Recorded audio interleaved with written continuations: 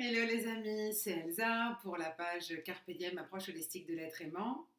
Je vous fais une petite vidéo ce soir parce que euh, je ressens beaucoup autour de moi d'énergie, d'agacement, de tristesse, il y en a marre, c'est long, c'est épuisant. Ça m'arrive aussi, hein, je les ressens également. Euh, Aujourd'hui, 17 avril 2020, 32e jour de confinement.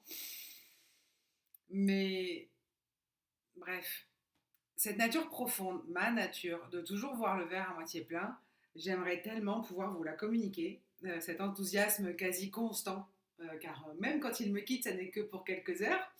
Et puis un morceau de musique, un rayon de soleil, un peu d'exercice, un call avec une personne en détresse ou que je vais soulager, une quête de soulagement. Exactement, c'est ça.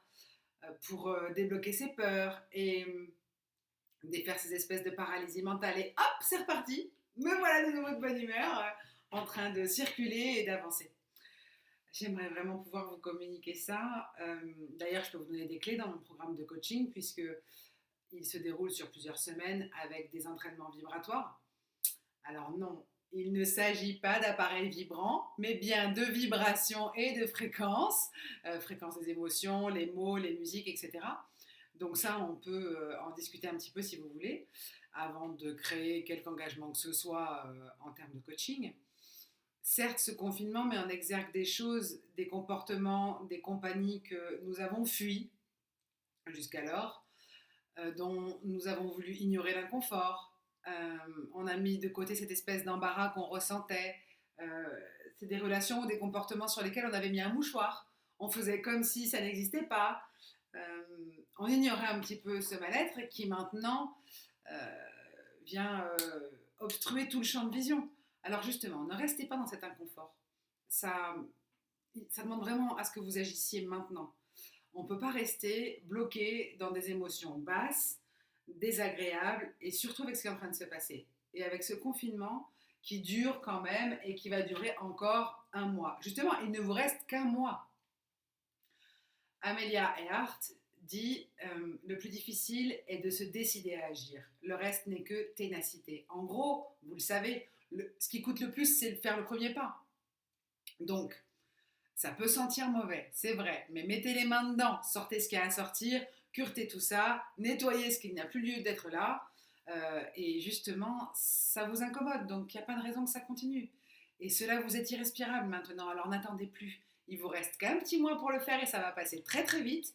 Je sais pas, changez les meubles de place, transmettez ce que vous n'utilisez plus, donnez-le, surtout si ça fait plus de 2 ans que vous n'y avez pas touché. Chut, on dégage, et puis vous le donnez à quelqu'un qui en aura besoin ou qui en voudra. Feng Shui, on nettoie. Il faut déblayer tout ce qui pèse, qui encombre, ce qui pollue. Il faut alléger tout ça, toute cette atmosphère pesante, ce poids inutile qui vous encombre plus qu'autre chose. Ça vous encombre l'esprit, ça vous encombre la maison. En termes d'énergie, ça ne circule pas.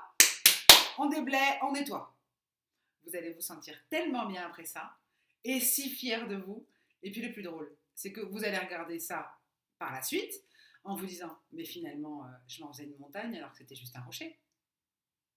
Alors ne perdez pas de vue que tout ce à quoi l'on fait face s'efface, alors que tout ce que l'on réprime s'imprime. Faites face, faisons face. Nettoyons, nettoyons, nettoyons.